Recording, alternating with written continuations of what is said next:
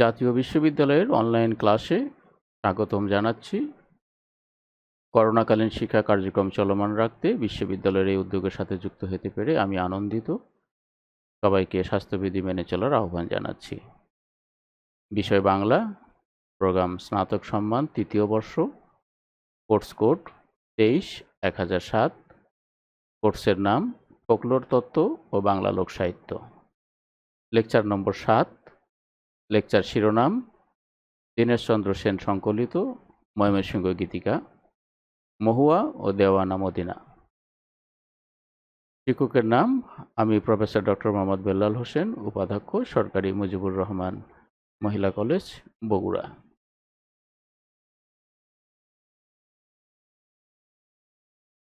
আমরা একটু সিলেবাস দেখে নেই। আমাদের ক অংশ শেষ হয়েছে। এখন ফোকলোর তত্ত্ব ও বাংলা লোকসাহিত্য এই কোর্সের আজ থেকে আমাদের খ অংশের ক্লাস শুরু হলো। খ অংশের শিরোনাম বাংলা লোকসাহিত্য। এখানে নম্বর রয়েছে 60।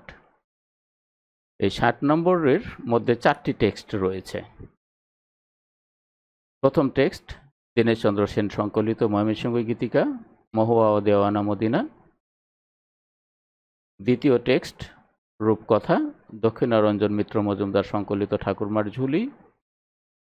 তৃতীয় টেক্সট রবীন্দ্রনাথ ঠাকুর, লোকছড়া। চতুর্থ টেক্সট ডাক ও অনারবচন। এই 4 টেক্সটের মধ্যে আজকে আমাদের প্রথম টেক্সট দীনেশচন্দ্র সেন সংকলিত ময়মনসিংহ গীতিকা, মহুয়া এবং দেওয়ানা মদিনা সম্পর্কে আমরা আলোচনা করব। আজ যা শিখব বা জানব, গীতিকা কাকে বলে, গীতিকার বৈশিষ্ট্য, ময়মনসিংহ গীতিকার সংগ্রহ ও সম্পাদনা প্রসঙ্গ, ময়মনসিংহ গীতিকা আলোচনা, মহুয়া এবং দেওয়ানা মদিনার।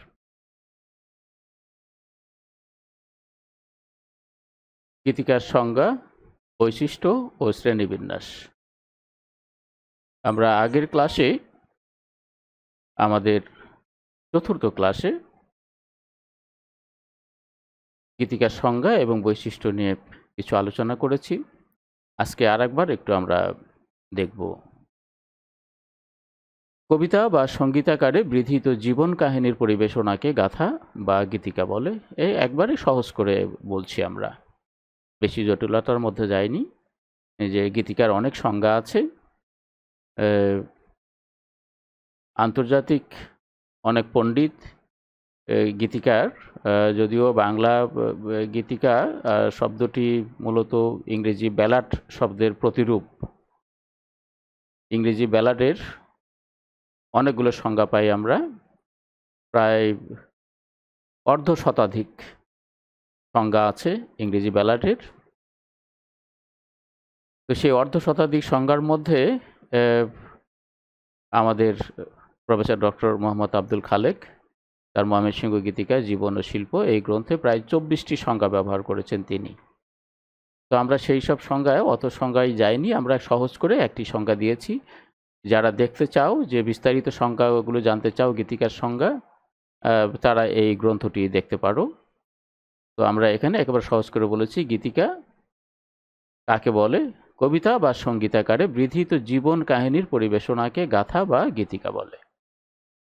গীতিকার বৈশিষ্ট্য, মুখে মুখে প্রচলিত, কবিতা বা সঙ্গীতাকারে পরিবেশিত, দলগত পরিবেশনা, এতে সংলাপ থাকে, চরিত্র থাকবে, নাটকীয়তা থাকে, কাহিনী থাকে, বাদ্যযন্ত্রের ব্যবহার থাকে, ঘটনার পরম্পরা থাকে, মানুষের জীবন ছাড়াও জীবজন্তুকে নিয়েও গীতিকা রচিত হতে পারে। আমাদের বাংলাদেশে গীতিকা সাধারণত পালা নামে পরিচিত। সাম্প্রতিককালে এর নাম হয়েছে লোকনাটক। তো পালা আর গীতিকার মধ্যে একটু পার্থক্য আছে। তো আসলে ইংরেজিতে ব্যালাড বলতে যা বোঝায় সেটি শুধুমাত্র কবিতাকে যখন কোনো গ্রামীণ পদ্য বা কবিতাকে যখন সঙ্গীতাকারে পরিবেশন করা হয় তখন সেটা ব্যালাড। কিন্তু বাংলা পালা শুধুমাত্র কবিতাকারই পরিবেশিত হয় না, এর মধ্যে গদ্য পদ্যের সংমিশ্রণ রয়েছে। যখন আমরা পালাগুলো শুনি, এগুলোর যখন পরিবেশনা হয়, তখন তারা মাঝে মাঝে কবিতা বলেন, গান বলেন, দোহাররা ধোয়া ধরে, আবার মাঝে মাঝে বর্ণনাত্মক কিছু বিষয় থাকে। এই সব মিলিয়েই মূলত গাথার পরিবেশনা, পালার পরিবেশনা। তো ব্যালাডে কিন্তু এই বিষয়টি নেই। তো আমরা গীতিকার, আমাদের বাংলা যে গীতিকাগুলো আছে, এই গীতিকার কয়েকটি শ্রেণী বিভাজন করেছি আমরা। প্রেম কাহিনীমূলক, ঐতিহাসিক, স্থানিক কাহিনীমূলক, ধর্মীয় কাহিনীমূলক, এছাড়াও আরও অনেক কাহিনী আছে, কিন্তু এই 4টি কাহিনী প্রধান।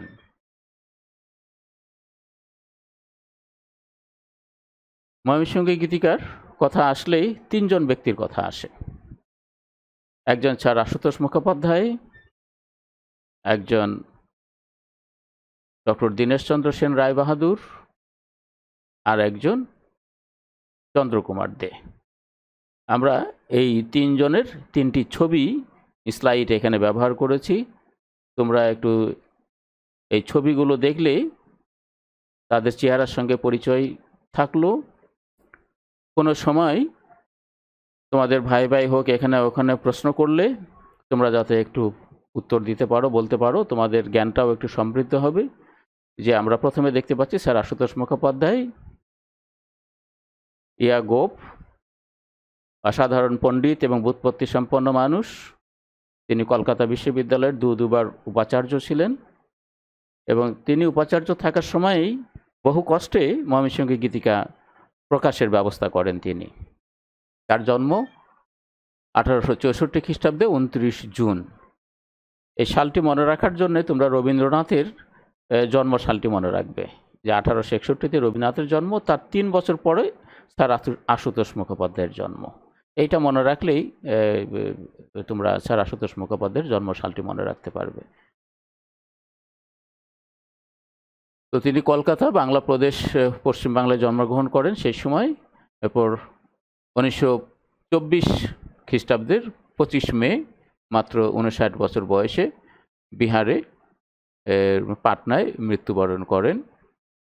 আমরা খুব বেশি বলতে পারবো না, কারণ আমাদের সময় অল্প, অনেকগুলো কথা বলতে হবে। দীনেশচন্দ্র সেন রায়বাহাদুর, তিনি 3 নভেম্বর 1866 খ্রিস্টাব্দে মানিকগঞ্জে জন্মগ্রহণ করেন। মানিকগঞ্জের বকজুড়ি, বাংলাদেশের মানিকগঞ্জে জন্মগ্রহণ করেন, এবং 20 নভেম্বর 1939 খ্রিস্টাব্দে 73 বছর বয়সে কলকাতায় মৃত্যুবরণ করেন। দীনেশচন্দ্র সেন বাংলা ভাষা ও সাহিত্যের ইতিহাসে এবং বাংলা লোকসাহিত্য চর্চার ইতিহাসে একজন কিংবদন্তি। তার বৃহৎবঙ্গ, বঙ্গভাষা ও সাহিত্য এবং পূর্ববঙ্গ গীতিকা 4 খণ্ড তাকে অমরত্ব দান করেছে। তার অসম্ভব রকমের পরিশ্রমে, অক্লান্ত পরিশ্রমের মধ্য দিয়ে ময়মনসিংহ গীতিকার প্রকাশ ঘটে। ডক্টর দীনেশচন্দ্র সেনের জন্ম যদি না হতো, তাহলে আমরা ময়মনসিংহ গীতিকা বা পূর্ববঙ্গ গীতিকাকে জানতে পারতাম না। এই অমূল্য সম্পদ আমাদের জানার বাইরে থেকে যেত, সারা পৃথিবীর মানুষের জানার বাইরে থেকে যেত। দীনেশচন্দ্র সেন 1919 খ্রিস্টাব্দের আগে 1913 খ্রিস্টাব্দে সৌরভ পত্রিকায় একটি লেখা পড়েছিলেন চন্দ্রকুমার দের। চন্দ্রকুমার দে সৌরভ পত্রিকায় ময়মনসিংহ অঞ্চলের এই পালা নিয়ে একটি লেখা লিখেছিলেন। সেটি পড়ে তিনি মুগ্ধ হন। এরপর সৌরভ পত্রিকার সম্পাদক কেদারনাথ মজুমদারকে তিনি চিঠি লেখেন। চিঠি লিখে চন্দ্রকুমার দের সম্পর্কে জানতে চান। তো চন্দ্রকুমার দে তথ্য পাওয়ার পর 1919 খ্রিস্টাব্দে চন্দ্রকুমার দে দীনেশচন্দ্র সেনের সঙ্গে দেখা করেন। চন্দ্রকুমার দের জন্ম 1889 খ্রিস্টাব্দে নেত্রকোনায়, ময়মনসিংহ অঞ্চলের বৃহত্তর, বাংলাদেশের বৃহত্তর ময়মনসিংহ অঞ্চলের নেত্রকোনায়। নেত্রকোনা এখন বাংলাদেশের একটি জেলা। 1946 খ্রিস্টাব্দে তিনি সূর্যকান্ত হাসপাতাল, ময়মনসিংহে ইন্তেকাল করেন। তো চন্দ্রকুমার দে যখন দীনেশচন্দ্র সেনের সঙ্গে দেখা করেন, তখন তিনি খুব অসুস্থ ছিলেন। দীনেশচন্দ্র তার চিকিৎসার ব্যবস্থা করেন, তার থাকার ব্যবস্থা করেন, এবং তাকে স্যার আশুতোষ মুখোপাধ্যায়ের সঙ্গে যোগাযোগ করে তাকে 75 টাকা মাসিক বেতন দিয়ে একজন কলকাতা বিশ্ববিদ্যালয়ের সংগ্রাহক নিযুক্ত করেন। চন্দ্রকুমার দে 1920 থেকে দিনরাত 24 ঘন্টা প্রায় পরিশ্রম করে এই পালাগুলো সংগ্রহ করেছেন। পূর্ববঙ্গ গীতিকায় 54টি পালা অন্তর্ভুক্ত হয়েছে, তার মধ্যে 25টি পালাই চন্দ্রকুমার দের সংগৃহীত। আমরা চন্দ্রকুমার দে নিয়ে আরো বিস্তারিত একটু কথা বলতে পারতাম, কিন্তু আমাদের অনেক আলোচনা আছে। চন্দ্রকুমার দে 1920 থেকে 1923 খ্রিস্টাব্দ, যদি পরে 1927, 28, 30 পর্যন্ত তিনি সংগ্রহ করেছেন, কিন্তু ময়মনসিংহ গীতিকা তিনি সংগ্রহ করেছেন 1920 থেকে 1921-এর মধ্যে। কেননা গ্রন্থটি ময়মনসিংহ গীতিকা 1923 সালে প্রকাশিত হয়। এই ময়মনসিংহ গীতিকার যে পালাগুলি, এই পালাগুলি বেশিরভাগই 1920 থেকে 21-22-এর মধ্যে সম্পন্ন হয়। এরপরে তিনি যখন যে পালাটি সংগ্রহ করতেন সঙ্গে সঙ্গে সেটি দীনেশচন্দ্রর নিকট পাঠাতেন। দীনেশচন্দ্র সেটি কবে পেলেন সেটি আবার একটু ডায়েরিতে নোট রাখতেন। সবগুলোর তিনি নোট রাখতে পারেন নাই, কয়েকটি নোট রেখেছেন। তো সেই নোটে আমরা দেখতে পাই মহুয়া পালা, এটি 1921 খ্রিস্টাব্দের 9 মার্চ তার হস্তগত হয়েছিল। তো আমরা দীনেশচন্দ্র সেনের একটু তথ্য এখানে দেখছি যে 1923 খ্রিস্টাব্দে তিনি ময়মনসিংহ গীতিকার 10টি পালাকে নিয়ে প্রথম ময়মনসিংহ গীতিকা প্রকাশ করেন। এই গীতিকা বাংলায় প্রকাশিত হবার আগেই তিনি ইংরেজিতে প্রকাশ করেন। Eastern Bengal ব্যালাডস Mymensingh volume 1 part 1 নামে 1923 খ্রিস্টাব্দের মার্চ মাসে এটি প্রকাশিত হয়। এরপরে তার কয়েক মাস পরেই সম্ভবত নভেম্বর মাসে ময়মনসিংহ গীতিকা, অর্থাৎ ইংরেজিতে তিনি যেটি প্রকাশ করলেন তারই বাংলা রূপ একই বছর তিনি ময়মনসিংহ গীতিকা নামে প্রকাশ করেন। তো সেই কারণে ময়মনসিংহ গীতিকা বইটি খুললেই দেখা যায় যে প্রথম খণ্ড দ্বিতীয় সংখ্যা লেখা আছে। প্রথম খণ্ড প্রথম সংখ্যা হলো আসলে ইংরেজিতে যেটি লিখেছিলেন সেই সংকলনটি, আর দ্বিতীয় সংখ্যাটি ময়মনসিংহ গীতিকা। তো দীনেশচন্দ্র সেন পূর্ববঙ্গ গীতিকা ময়মনসিংহ গীতিকা ছাড়াও ময়মনসিংহ পূর্ববঙ্গ গীতিকা সম্পাদনা করেছেন। ময়মনসিংহ গীতিকার কে ধরে পূর্ববঙ্গ গীতিকার 4টি খণ্ড। পূর্ববঙ্গ গীতিকার প্রথম খণ্ডটির নাম ময়মনসিংহ গীতিকা, দ্বিতীয় খণ্ড পূর্ববঙ্গ গীতিকা, তৃতীয়, চতুর্থ, এইরকম 4টি খণ্ডে গুলি প্রকাশিত হয়। এই দ্বিতীয় খণ্ড 23, প্রথম খণ্ড 23, দ্বিতীয় খণ্ড 23, তৃতীয় খণ্ড 1930, চতুর্থ খণ্ড 1932। এই 4টি খণ্ডে মোট 54টি পালা আছে। তার মধ্যে চন্দ্রকুমার দের সংগৃহীত পালা 25টি।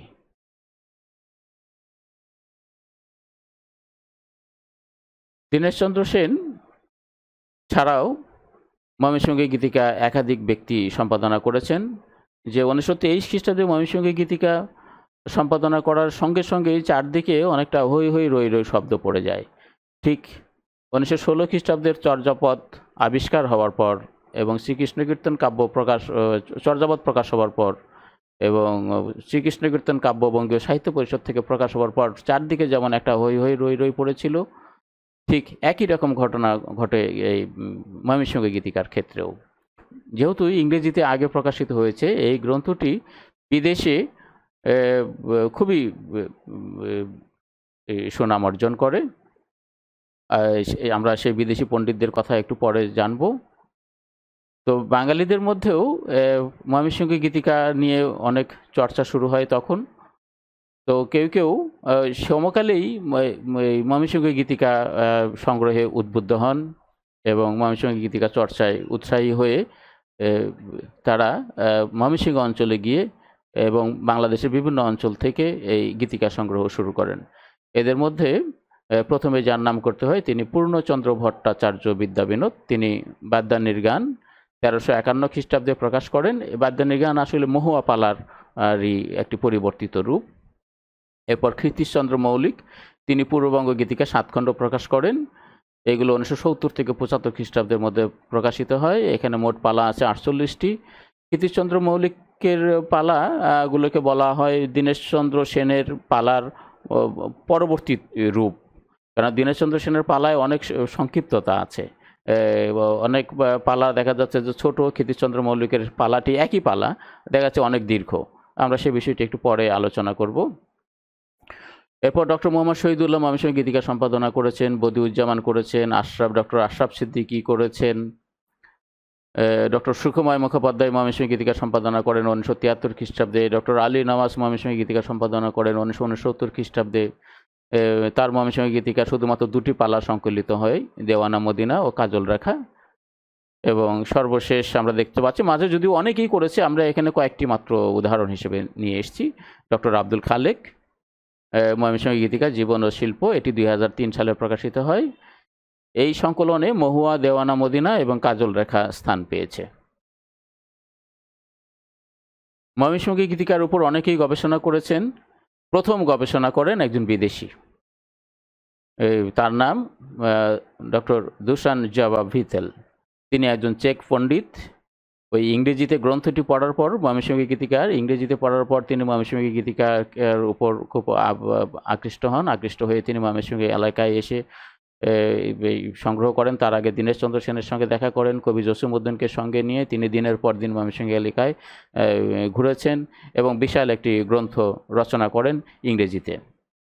এরপরে ডক্টর বহ্নিকুমারী ভট্টাচার্য, তিনি গীতিকার উপরে কাজ করেছেন, তার মধ্যে ময়মনসিংহ গীতিকা আছে। ডক্টর শহীদুর রহমান, তিনি বাংলাদেশের একজন ফোকলোর তাত্ত্বিক, ময়মনসিংহ গীতিকার উপর পিএইচডি করেছেন। ডক্টর সৈয়দ আজিজুল হক, তিনি ময়মনসিংহ গীতিকার উপর গবেষণা করেছেন। ডক্টর শাহাদত হোসেন নিপু, তিনিও ময়মনসিংহ গীতিকার উপর গবেষণা করেছেন, পিএইচডি করেছেন। ডক্টর মাসুমা খানও পিএইচডি করেছেন, তাদের গ্রন্থ বাজারে আছে। আমরা এখন সরাসরি মহুয়া পালায় একটু চলে যাচ্ছি। পূবেতে বন্দনা করি পূবের ভানুস্বর, একদিকে উদয় গো ভানু, চৌদিকে পসর, রচনা দ্বিজকানাই। মহুয়া পালা শুরু হয়েছে এই বাক্যটি দিয়ে। দীনেশচন্দ্র সেনের যে মহুয়া পালার কথা আমরা বলেছি, তার ছত্র সংখ্যা 755টি। ছত্র মানে তার লাইন যদি বলি। পূর্ণচন্দ্র বাদ্যানির পালায়, পূর্ণচন্দ্র যেটি বলেছি আমরা, তার ছত্র সংখ্যা 1506টি। আর ক্ষিতীশচন্দ্র মৌলিকের মহুয়া পালার ছত্র সংখ্যা 986টি। আমরা এই সংখ্যায় দেখতে পাচ্ছি যে ডক্টর দীনেশচন্দ্র সেনের মহুয়াটি সবচেয়ে ছোট, সংক্ষিপ্ত, আর সবচেয়ে দীর্ঘ মহুয়া পালা পূর্ণচন্দ্র ভট্টাচার্যের 1506টি ছত্র, প্রায় দীনেশচন্দ্র সেনের মহুয়া পালার দ্বিগুণ। তো এই দীনেশচন্দ্র সেনের মহুয়া পালায় অধ্যায় আছে 24টি, সংগ্রহ সময়কাল 1920 থেকে 21। এই বিষয়গুলো তোমরা একটু মনোযোগ দিয়ে শোনার মনে রাখার চেষ্টা করবে, বিশেষ করে অধ্যায়, সংগ্রহ সময়কাল, ভাই ভাই যেন এইগুলো একটু বলতে পারো। আমরা এখানে একটা ছবি দেখছি, বেদে বহর। মহুয়া পালায় যেহেতু আমরা ঢুকে গেছি, সেই কারণে আমরা এখানে একটি বেদে জীবনের একটা চিত্র উপস্থাপন করছি। ছবি আমরা দেখতে পাচ্ছি মহুয়াকে, এই ছবি, এইটা আসলে মহুয়ারই ছবি। তো আসলে যদিও বইতে মহুয়া দেখতে এরকম কালো নয়, মহুয়া যেহেতু ব্রাহ্মণ কন্যা ছিলেন সেই কারণে তার রূপ ছিল সাদা। আসলে মহুয়া যদি ব্রাহ্মণ কন্যা না হতেন তাহলে তার চেহারাটা এইরকমই হতো। তো আসলে বেদেদের চেহারা আমরা যেরকম দেখি, এইরকম গলায় সাপ, একজন বেদে নিকে আমরা দেখছি, মনে হচ্ছে যে ঠিক মহুয়াকেই দেখছি আমরা। মহুয়া পালার আমরা একটু সংক্ষেপে মহুয়া পালার কাহিনীটি একটু জানব। যে মহুয়া এক ব্রাহ্মণ কন্যা ছিল, তাকে এই বেদে সম্প্রদায়ের লোকেরা, হোমরা বেদের লোকেরা তাকে চুরি করে শৈশবে। এরপরে বেদে পরিবারে সে লালিত পালিত হয়ে বড় হয় এবং বেদেরা ঠিক যেভাবে সংসার চালায়, জীবিকা চালায়, সেইভাবেই মহুয়া সেভাবে বেড়ে উঠতে থাকে, নাচ গান করতে থাকে, সার্কাস প্রদর্শন করতে থাকে, এই তাবিজ কবচ ইত্যাদি বিক্রি করতে থাকে, ঠিক বেদেরা যেভাবে করে। তো একবার এক সামন্ত রাজ এলাকায় এই হুমরা বেদে তার বহর নিয়ে গিয়ে পৌঁছার পর সেখানে তারা বেশ কয়েকদিন অবস্থান করে। এখানে জমিদার নদের চাঁদের সঙ্গে মহুয়ার পরিচয় হয়। নদের চাঁদ মহুয়াকে প্রেম নিবেদন করে। মহুয়া প্রথমে তার প্রেম প্রত্যাখ্যান করে, কিন্তু শেষ পর্যন্ত তার প্রেমে মহুয়াও নিমজ্জিত হয়। কিন্তু তাদের প্রেম পরিণতি পায়নি। এটি হুমরাবেদের লোক মানকিয়া এরা জানতে পারে এবং শেষে মহুয়া আর নদের চাঁদ তারা একসময় বাড়ি থেকে পালিয়ে অন্যত্র চলে যায়। সেই যাবার পথে তাদের নানান বিপত্তি ঘটে। এক বিদেশি সাধু ওর কবলে পড়ে মহুয়া, নদের চাঁদ, সেখান থেকে তারা রক্ষা পায়। পরে আবার আরেক ভণ্ড সাধুর কবলে পড়ে, সেখান থেকে আবার তারা রক্ষা পায়। কিন্তু শেষে গিয়ে নদের চাঁদ মানকিয়ার হাতে খুন হয় এবং মহুয়াও যেহেতু নদের চাঁদ তার প্রেমাস্পদ নেই, সেই কারণে মহুয়াও তার নিজের জীবন বিসর্জন দেয়। এইভাবে মহুয়ার কাহিনী এগিয়েছে। আমরা মহুয়া পালায় মোট চরিত্র দেখি 8টি। এর মধ্যে প্রধান চরিত্র মহুয়া, নদের চাঁদ, হুমরা বাদ্দা, পালংসই, মানকিয়া, সুজন, সাধু ইত্যাদি। দেওয়ানা মদিনা পালা এটি রচনা করেন মনসুর বয়াতি। ছত্র সংখ্যা এখানে আছে 798টি, অধ্যায় আছে 6টি। এর সংগ্রহকাল উল্লেখ নেই, যে দীনেশচন্দ্র সেনের যে দেওয়ানা মদিনা পালা সেখানে সংগ্রহকালের কথাটি উল্লেখ নেই। দেওয়ানা মদিনা পালার কাহিনীটি যদি আমরা একটু শুনি, সেটি যে ঠিক মহুয়া পালার অপোজিট। এখানে একটি সংসারী মানুষের কাহিনী বর্ণিত হয়েছে। আলাল দুলাল কে শৈশবে রেখে তার মা মারা যায়, তার বাবা আবার দ্বিতীয় বিয়ে করে। সেই সৎমা ঘরে আসার পর আলাল দুলালের বেশ কষ্ট হয়, সেই কষ্ট থেকে তারা অন্যত্র চলে যায়, তাদেরকে রেখে আসা হয়। সেখানে তারা চাকর বাকরের কাজ করে। সেই চাকর বাকরের কাজ করতে দুলাল বড় হয়ে একসময় এই মদিনাকে বিয়ে করে। সেখানে তারা তাদের সংসার, সুখের সংসার শুরু করে। তাদের একটা সন্তান হয়, তার নাম সুরুজ্জামাল। আর আলাল এক সামন্ত রাজ পরিবারে লালিত পালিত হতে বড় হতে থাকে। সেখানে সে বিয়ে করে। বিয়ে করার পর একসময় তার মনে হয় যে তার ভাই এর একটু খোঁজ করা দরকার। সে তখন দুলালের খোঁজ করতে এসে তার দেখা পায় এবং তাকে নিয়ে সে চলে যায়। তো দুলাল যাবার সময় দেওয়ানা মদিনা তার স্ত্রীকে রেখে সে ভাইয়ের সঙ্গে চলে যায়। সেখানে গিয়ে আরেকটি বিয়ে করে এবং সে অনেকটা মদিনাকে ভুলেই যায় আর কি। তো মদিনা এদিকে স্বামীর পথ চেয়ে আছে, তো পথ চেয়ে আছে, স্বামী আসে না। স্বামীর পথ চেয়ে থাকতে থাকতে মদিনা একসময় শুকিয়ে যায় এবং একসময় মৃত্যু মুখে পতিত হয়।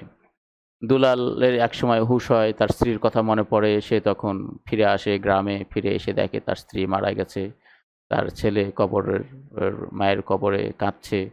তো দুলালও একসময় এই মদিনার বিরহে সে সংসার বিভাগী হয়ে ওঠে, সংসার বিভাগী হয়ে পড়ে। এইভাবে ময়মনসিংহ গীতিকার কাহিনী, দেওয়ানা মদিনার কাহিনী শেষ হয়েছে, একটা ট্র্যাজিক কাহিনী। তো এখানেও আমরা চরিত্র পাই। এখানে 13টি চরিত্র আছে। তার মধ্যে প্রধান চরিত্র আলাল দুলাল, দেওয়ানা মদিনা, সুরুজ্জামাল, সোনাফর দেওয়ান, এই কয়েকটি প্রধান চরিত্র। সমাজচিত্র মহুয়া দেওয়ানা মদিনার সমাজচিত্র, একটু প্রশ্ন থাকে এরকম যে মহুয়া দেওয়ানা মদিনার সমাজচিত্র অঙ্কন করো। মহুয়া থেকে আলাদাভাবে থাকতে পারে, দেওয়ানা মদিনা থেকে আলাদা থাকতে পারে। তো আমরা যখন মহুয়া দেওয়ানা মদিনার কথা বলবো তখন প্রথমেই যে কথাটি আসবে, যেহেতু সেই সময়কার সমাজ ব্যবস্থা ছিল সামন্ত সমাজ, তো সেই কারণে সামন্ত সমাজের কথা আসবে। সামন্ত সমাজের শ্রেণী কাঠামোটি কেমন ছিল সে কথাগুলো আসবে, শ্রেণী বৈষম্যের কথা আসবে, শ্রেণী সংকটের কথা আসবে, এই যে শোষণ বঞ্চনার কথা আসবে। এছাড়াও সমাজে নানান ধরনের লোক থাকে, নানা শ্রেণী পেশার লোক থাকে। সেই শ্রেণী পেশারগুলোর মধ্যে আমরা দেখি যে কপটতা দেখি, ভণ্ড সাধু আছে, চোর আছে, ডাকাত আছে, বেদে জীবনের কথা আছে, পুরুষতান্ত্রিক সমাজের কথা আছে, নারী জীবনের মাহাত্ম্যের কথা আছে, যে ময়মনসিংহ গীতিকায় নারীরা জান দিয়েছে কিন্তু মান দেয়নি, এরকম এই বাক্যটি দিয়ে অনেক সময় প্রশ্নও আসে। কাজেই এইটি যদি তোমরা একটু দেখো যে আমরা মহুয়ার কথা যদি দেখি, দেওয়ানা মদিনার কথা যদি দেখি, তারা কিন্তু দুজনেই জীবন দিয়েছে। শুধু মহুয়া দেওয়ানা মদিনায় নয়, এইরকম ময়মনসিংহ গীতিকায় যত নারী চরিত্র আছে বা পূর্ববঙ্গ গীতিকায় যত নারী চরিত্র আছে, সব চরিত্রকেই দেখা যাচ্ছে যে নারীরা পুরুষের তুলনায় নারী চরিত্র অনেক সমুজ্জ্বল, শরৎচন্দ্রের উপন্যাসের মতো। শরৎচন্দ্রের উপন্যাসে যেমন পুরুষ চরিত্ররা অনেকটা নিষ্প্রভ, কিন্তু নারী চরিত্রগুলো অনেক উজ্জ্বল। ঠিক ময়মনসিংহ গীতিকায় আমরা নারী চরিত্রগুলোকে এরকমই দেখি। যে নদের চাঁদকে ছাপিয়ে মহুয়া অনেক মহীয়সী নারীতে পরিণত হয়েছে, অন্তত প্রেমের দিক থেকে। একই বিষয়টি দেখতে পাই দেওয়ানা মদিনার ক্ষেত্রেও, যে দুলালকে ছাপিয়ে দেওয়ানা মদিনার প্রেম অনেক অনেক দূর, যে বিশেষ করে প্রেমের ক্ষেত্রে যে তারা কি পরিমাণ মানে নীতি এবং পরাকাষ্ঠার পরিচয় দিয়েছেন, নীতি পরাকাষ্ঠার পরিচয় দিয়েছেন, তার আমরা দৃষ্টান্ত অন্তত দেখি এই মহুয়া এবং দেওয়ানা মদিনা চরিত্রে। তারা জীবন দিয়েছে, কিন্তু তারা কোনোভাবেই তাদের নারীত্বকে বিসর্জন দেয়নি, তাদের সম্ভ্রমকে তারা বিসর্জন দেয়নি, তাদের আত্মসম্মানকে তারা তাদের জীবন বিসর্জন দিয়েছে, কিন্তু তাদের আত্মসম্মানকে বিসর্জন দেয়নি। এইভাবে আমরা ময়মনসিংহ গীতিকায় নারী জীবনের মাহাত্ম্য দেখি।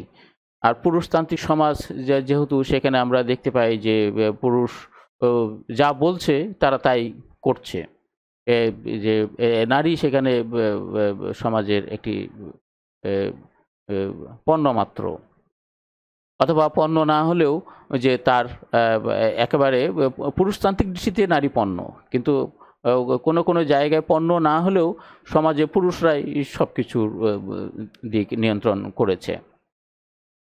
আর সামন্ত সমাজের কথা যেটি শুরু করেছিলাম, যে সামন্ত সমাজ বলতে যে সেখানে আমরা জমিদারকে দেখি, সামন্ত মানে একদিকে উচ্চ শ্রেণীর মানুষ আর একদিকে নিম্ন শ্রেণীর মানুষ, মাঝে মধ্যবিত্তর বিষয়টি এই ময়মনসিংহ গীতিকায় নেই। তো একেবারে ধনী মানুষ, জমিদার মানুষ, তারপরে যারা আছে তারা একেবারে খেটে খাওয়া মানুষ, শ্রমজীবী মানুষ এরা। তো সেই শ্রমজীবী মানুষের কথায় ময়মনসিংহ গীতিকায় বারবার এসছে, আমরা এইসব বিষয়গুলো দেখি। ময়মনসিংহ গীতিকার শিল্পরূপ, এটি একটি প্রশ্ন থাকে যে ময়মনসিংহ গীতিকার শিল্পরূপ নিয়ে আলোচনা করো, বা ময়মনসিংহ গীতিকার শিল্পরূপ ব্যাখ্যা করো, বা ময়মনসিংহ গীতিকার শিল্পরূপ বিশ্লেষণ করো, এরকম প্রশ্ন থাকে। তো এই প্রশ্ন শিল্প রূপের মধ্যে কি আলোচনা করতে হবে, কি থাকবে, এই শিল্পরূপে যে বিষয়গুলো তো আসবে ময়মনসিংহ গীতিকার শিল্পরূপ নিয়ে আলোচনা করতে গেলে, সেটা মহুয়া হোক, দেওয়ানা মদিনা হোক, এখানে কাহিনী আসবে, চরিত্রের কথা আসবে, ঘটনা আসবে, সংলাপ আসবে, নাট্যগুণ আসবে, ভাষা, ছন্দ, অলঙ্কার, রূপক, চিত্রকল্প, এইসব বিষয়গুলো আসবে। এইসব বিষয়গুলোকে পয়েন্ট আকারে নিয়ে এবং সেইগুলোর উদাহরণ দিয়ে দিয়ে যদি লেখো, তাহলে সেটি একটি চমৎকার উত্তর হবে। আর এর বাইরে যদি এমনি তোমাদের যা মনে আসলো সেই সব যদি লিখে দিয়ে আসো, তাহলে কোনো নম্বরই পাবে না তোমরা। তো কাহিনী কি, আগে আমরা কাহিনীটা একটু বললাম, যে ময়মনসিংহ গীতিকার যে মহুয়া দেওয়ানা মদিনার, সে কাহিনীটি খুব সংক্ষেপে বলতে হবে। যদি মহুয়া থেকে আসে, প্রশ্ন যদি আসে যে মহুয়ার শিল্পরূপ ব্যাখ্যা করো, তাহলে মহুয়ার কাহিনী বলতে হবে। মহুয়ায় যে সমস্ত চরিত্রগুলো আছে, সেই চরিত্রগুলো কিভাবে প্রকাশ পেয়েছে, কতটুকু প্রকাশ পেয়েছে, কতটুকু উজ্জ্বল হয়েছে, সেই কথাগুলো একটু বলতে হবে। ঘটনার কথা বলতে হবে, ঘটনা কিভাবে একটির পর একটি ঘটনা এসেছে। এরপরে সংলাপের, যেখানে যে একটা সংলাপের ব্যাপার আছে, সেই সংলাপগুলো কিভাবে এসছে সেইটা বলতে হবে। নাট্যগুণের কথা আসবে, ভাষার কথা আসবে। এরপরে সেখানকার যে ছন্দ যদি বিশ্লেষণ করে একটু দেখাতে পারো, সেটা খুবই ভালো হয়। অলঙ্কার আর রূপক, যমক ইত্যাদি অসম্ভব রকমের বিষয়গুলো ব্যবহার করা হয়েছে। চিত্রকল্পর প্রয়োগ আছে, অসম্ভব রকমের চিত্রকল্প আছে। আমরা একটু নিচে পরে দুটো উদাহরণ দেখব, সেখানে এইসব বিষয়গুলো একটু দেখব। তো আমরা এইবার একটু আসবো দেশি বিদেশি পণ্ডিতগণ এই ময়মনসিংহ গীতিকা নিয়ে কি বলেছেন। বিদেশি পণ্ডিতদের মধ্যে অনেকেই নানান রকম মন্তব্য করেছেন, তার মধ্যে আমরা এখানে কয়েকজনের নাম একটু উল্লেখ করেছি, যে রমারওয়ালা, Rothenstein, Stella Kramrisch, Hogman, Sylvain Levi, sir George Grierson, Rabindranath Tagore. তারা অসম্ভব রকমের ময়মনসিংহ গীতিকার প্রশংসা করেছেন। তো আমরা একটু রবীন্দ্রনাথের কথাটা দিয়েই শুরু করি, যদিও এখানে স্লাইডে আমরা রবীন্দ্রনাথের নামটি শেষে রেখেছি, কিন্তু আমরা রবীন্দ্রনাথকে দিয়েই একটু শুরু করি। রবীন্দ্রনাথ ময়মনসিংহ গীতিকা সম্পর্কে বলেছেন, ময়মনসিংহ থেকে যেসব গাথা সংগ্রহ করা হয়েছে তাতে সহজে বেজে উঠছে বিশ্ব সাহিত্যের সুর। প্রাচীন বাংলা সাহিত্যে মঙ্গল কাব্য প্রভৃতি কাব্যগুলি ধনীদের ফরমাশে ও খরচে খনন করা পুষ্করিণী, কিন্তু ময়মনসিংহ গীতিকা পল্লী হৃদয়ের গভীর স্তর থেকে শত উচ্ছ্বসিত উৎস, অকৃত্রিম বেদনার স্বচ্ছ ধারা। বাংলা সাহিত্যে এমন আত্মবিস্মৃত রসসৃষ্টি আর কখনো হয়নি। কি দেখছি আমরা, রবীন্দ্রনাথ এমন মন্তব্য করেছেন যে তিনি বলছেন বাংলা সাহিত্যেই এই রকম সৃষ্টি আর দ্বিতীয়টি নেই। ঠিক একই রকম অনুভূতি প্রকাশ করেছেন বা মতামত দিয়েছেন বিদেশি পণ্ডিতরাও। স্টেলা ক্যামব্রিজ তিনি মহুয়া সম্বন্ধে বলেছেন, আজ 3 দিন যাবৎ মহুয়া, হোমরা ও নদের চাঁদের চিত্র আমার মাথায় ঘুরিতেছে। সমস্ত ভারতীয় সাহিত্যে আমি এরূপ সুন্দর একটি গল্প পড়ি নাই। ডক্টর সিলভা লেভি লিখেছেন, মহুয়া পড়িয়া মনে হইল এই শীতের দেশে থাকিয়াও যেন আমি ভারতবর্ষের বসন্ত ঋতু উপভোগ করিতেছি। এই কাহিনীর নদের চাঁদ ও মহুয়ার প্রেম চিরনবীন আলেখ্যের মতো আমাকে আকৃষ্ট করিতেছে। সুপ্রসিদ্ধ শিল্পী রদেনস্টাইন তিনি বলেছেন, এই নায়িকাগুলি অজন্তা গুহার অপূর্ব নারীর চরিত্রগুলির যেন জীবন্ত সংস্করণ। ইহাদের লীলায়িত ভঙ্গি ও লাস্যের মনোহারিত্ব আমাকে মুগ্ধ করিয়াছে। এরকম আরও অনেক আছে। আমেরিকার একজন বিখ্যাত পণ্ডিত অ্যালেন বলেছেন, গীতিকাগুলি পড়িয়া মনে হইল বঙ্গদেশ এখনও তাহার যৌবন হারায় নাই। আমরা আরও উদাহরণ দিতে পারতাম, কিন্তু আমাদের সময় অল্প, আরও অনেক কিছু একটু কথা বলতে হবে। তো এই যে কথাগুলো বললাম এইগুলো যদি তোমরা একটু মনে রাখো এবং উত্তর লেখার সময় যদি এইগুলো জায়গা মতো প্রয়োগ করো, ঠিক প্রাসঙ্গিক জায়গায় যদি এগুলো প্রয়োগ করো, তাহলে তোমাদের চমৎকার উত্তর হবে। আমরা একটু পরের ইয়েতে যাই। এখন আমরা একটু চলে এসেছি অ্যাসাইনমেন্টে চলে এসেছি। এই আমরা কয়েকটি প্রশ্ন দিয়েছি, এখানে 3টি প্রশ্ন। চরিত্র বিশ্লেষণ করো। মহুয়া, দেওয়ানা মদিনা, নদের চাঁদ, দুলাল। এই কয়েকটি চরিত্র যদি তোমাদের পড়া থাকে তাহলে মোটামুটি পরীক্ষায় যে প্রশ্নে আসুক চরিত্র নিয়ে তোমরা লিখতে পারবে। দ্বিতীয় প্রশ্ন দিয়েছি, মহুয়া, দেওয়ানা মদিনা পালার শিল্পরূপ বিবৃত করো। যে শিল্পরূপ নিয়ে আমরা একটু আগে কথা বলেছি, শিল্পরূপ কিভাবে লিখতে হবে, কোন কোন পয়েন্টগুলো সেখানে থাকতে হবে। 3 নম্বর, মহুয়া অথবা দেওয়ানা মদিনা পালার সমাজচিত্র অঙ্কন করো। সমাজচিত্র বিষয়েও আমরা একটু আগে কথা বলেছি। ঠিক যে কথাগুলো বলেছি সেই অনুযায়ী যদি তোমরা উত্তর লেখো তাহলে তোমাদের চমৎকার উত্তর হবে। এছাড়াও আমরা এখানে কয়েকটি একটু পয়েন্ট নিয়ে এসেছি। উত্তর লেখার সময় মনে রাখবে যে এইটি শুধু ময়মনসিংহ গীতিকার ক্ষেত্রে না, বাংলা সাহিত্যের শিক্ষার্থী যারা তোমরা একেবারে তোমাদের যত কোর্স আসছে সে ফার্স্ট ইয়ার থেকে শুরু করে এখন যেহেতু তোমরা 3rd ইয়ার পড়ছো, 2টো ইয়ার পার হয়ে এসছে, ফার্স্ট ইয়ার, সেকেন্ড ইয়ার, এখন 3rd ইয়ার আছে, সামনে 4th ইয়ার আছে, মাস্টার্স আছে, সব জায়গায় এই সব কোর্সের ক্ষেত্রেই এই নিয়মটি পালন করার চেষ্টা করবে বা মনে রাখার চেষ্টা করবে। একটি প্রথমে হলো প্রশ্নের উত্তরে অবশ্যই সংশ্লিষ্ট পাঠ থেকে একাধিক প্রাসঙ্গিক উদ্ধৃতি থাকতে হবে। মানে তুমি যে প্রশ্নটি লিখছো, যে টেক্সটটি লিখছো, তুমি যদি কবিতার উত্তর লিখে থাকো তাহলে অবশ্যই কবিতার উত্তরে কবিতার উদ্ধৃতি থাকতে হবে। যদি কবিতার প্রশ্ন লিখছো তুমি কিন্তু কোনো কবিতার উদ্ধৃতি নেই তাহলে সেখানে খুব বেশি নম্বর পাবে না। নাটক থেকে লিখতে গেলে নাটক থেকে অবশ্যই নাটকের সংলাপ থাকতে হবে, উদ্ধৃতি থাকতে হবে, প্রশ্ন অনুযায়ী উত্তর লিখতে হবে। এছাড়াও রেফারেন্স গ্রন্থ থেকে সমালোচকের প্রাসঙ্গিক উদ্ধৃতি থাকতে হবে। আমরা অনেকগুলো রেফারেন্স বইয়ের নাম দিয়েছি, তো এইরকম তোমাদের সিলেবাসেও অনেকগুলো রেফারেন্স গ্রন্থ আছে। এই সমস্ত রেফারেন্স গ্রন্থ থেকে সমালোচকের যুৎসই উত্তর, প্রাসঙ্গিক প্রশ্ন যেটা চেয়েছি ঠিক সেই অনুযায়ী সমালোচকের উদ্ধৃতি দেওয়া। তুমি যত উদ্ধৃতি দিবে তত তোমার উত্তর সমৃদ্ধ হবে। অন্তত নিদেন পক্ষে 2-3টা উদ্ধৃতি দিতেই হবে। তুমি যা লিখছো সে লেখার সঙ্গে তাহলে তোমার টেক্সট থেকে উদ্ধৃতি দিতে হবে এবং রেফারেন্স থেকে উদ্ধৃতি দিতে হবে। তাহলে উদ্ধৃতি থাকবে 2টো, এবং রেফারেন্স থেকে যখন উদ্ধৃতি দিবে তখন লেখকের নাম, তুমি যে সমালোচকের উদ্ধৃতি দিচ্ছ তার নাম, তার গ্রন্থের নাম, যে গ্রন্থ থেকে উদ্ধৃতি দিচ্ছ সেই গ্রন্থের নাম।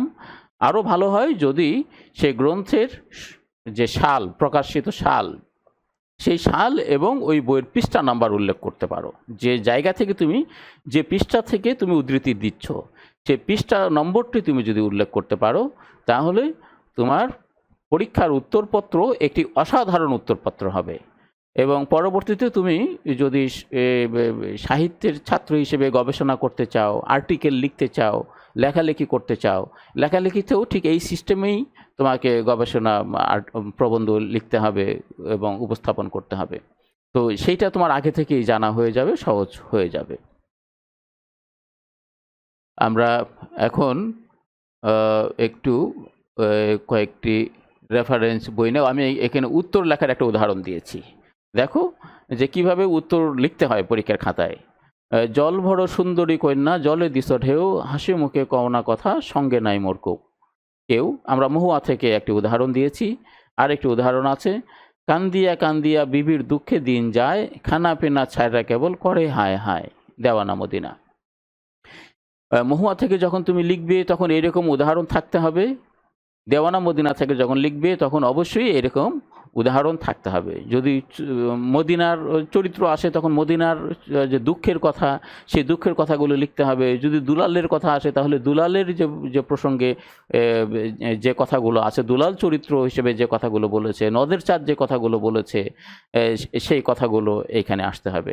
এছাড়াও সমালোচকের উদ্ধৃতিটা কিভাবে দিতে হয় আমি এখানে উদাহরণ দিয়ে দিয়েছি। দেখো, স্টেলা ক্যামব্রিজ বলেছেন, মাঝে একটা গ্যাপ আছে, একটা মানে প্যারা, তুমি নতুন করে একটা প্যারা করে সে প্যারাটি লিখবে। যে উদ্ধৃতিটি তুমি দিয়েছো সেই উদ্ধৃতিটি যাতে পরীক্ষকের চোখে পড়ে, সেটা কবিতার উদ্ধৃতিটিও যাতে চোখে পড়ে, তুমি যে সমালোচকের উদ্ধৃতি দিয়েছো সেটাও যেন চোখে পড়ে, তুমি যদি গদ্য থেকে কোনো উদ্ধৃতি দাও সে গদ্যের উদ্ধৃতিটাও যাতে পরীক্ষকের চোখে পড়ে। সেই চোখে পড়ার জন্য এইভাবে লিখতে পারো এবং একই সঙ্গে এইটি মার্কার পেন দিয়ে ইন্ডিকেট করেও দিতে পারো।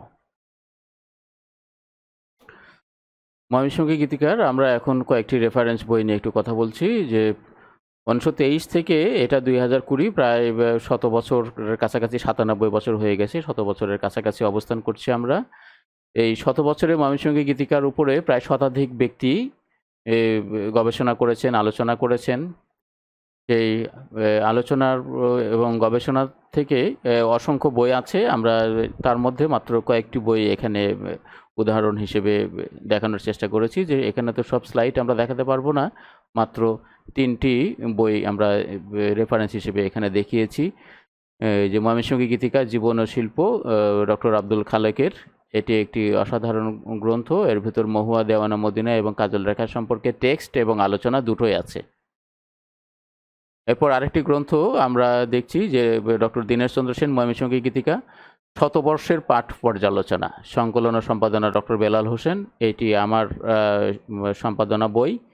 এই বইটিতে এই যে 100 বছরের কথা বললাম, 100 বছরের ময়মনসিংহ গীতিকার উপরে যারা আলোচনা করেছেন দুই বাংলায়, বাংলাদেশ এবং পশ্চিম বাংলায়, সব বিখ্যাত পণ্ডিতদের আলোচনা, ময়মনসিংহের গীতিকার মূল টেক্সট অর্থাৎ 10টি পালা এবং এই পালাগুলো নিয়ে যারা আলোচনা করেছেন, গবেষণা করেছেন, সেই সব গবেষকদের 25 জন গবেষকের 25টি গুরুত্বপূর্ণ আর্টিকেল নিয়ে এই গ্রন্থটি। অর্থাৎ এই বইটির মধ্যে একই সঙ্গে টেক্সট আছে এবং একই সঙ্গে রেফারেন্সও আছে। এই দুয়ের সমন্বয় করা হয়েছে এই গ্রন্থটিতে। তোমরা এই গ্রন্থটিও দেখতে পারো। আর একটি গ্রন্থ আছে পশ্চিমবাংলা থেকে বেরিয়েছে, ময়মনসিংহ গীতিকা, বাঙালির গান, বঙ্গের আখ্যান। অনেকগুলো গ্রন্থই আছে আমরা বলেছিলাম। তো এইটি আছে, এইটিতে অনেকগুলো প্রবন্ধ আছে, প্রায় 25টির মতন প্রবন্ধ আছে এই গ্রন্থে ময়মনসিংহ গীতিকা নিয়ে। আমাদের বাংলাদেশের 2-1 গবেষক আছে এবং অধিকাংশই গবেষক পশ্চিমবাংলার। তারা এই গ্রন্থে চমৎকার আলোচনা করেছেন ময়মনসিংহ গীতিকা নিয়ে। আর আমার গ্রন্থটিতে একবারে দুশান জাভিতেল থেকে শুরু করে এই গ্রন্থে ময়মনসিংহ গীতিকার শতবর্ষের পাঠ পর্যালোচনা, দুশান জাভিতেল থেকে শুরু করে সাম্প্রতিক সময়ে পর্যন্ত যারা ময়মনসিংহ গীতিকা নিয়ে আলোচনা করেছেন তাদের লেখা স্থান পেয়েছে। তোমরা এইগুলো দেখতে পারো। তো এই টেক্সটের সঙ্গে সঙ্গে যদি তোমরা রেফারেন্সগুলো পড়ে ফেলো তাহলে তোমাদের উত্তর লেখার ক্ষেত্রে একই সঙ্গে যেমন তোমাদের সেটা জানা সম্ভব হবে, তোমাদের জ্ঞান সমৃদ্ধ হবে, তেমনি তোমরা পরীক্ষার খাতায় সুন্দর ডেলিভারি দিতে পারবে, সুন্দর করে উত্তর লিখতে পারবে। তোমাদের সকলকে ধন্যবাদ জানাচ্ছি। সবাই সুস্থ থাকবে, সুন্দর থাকবে।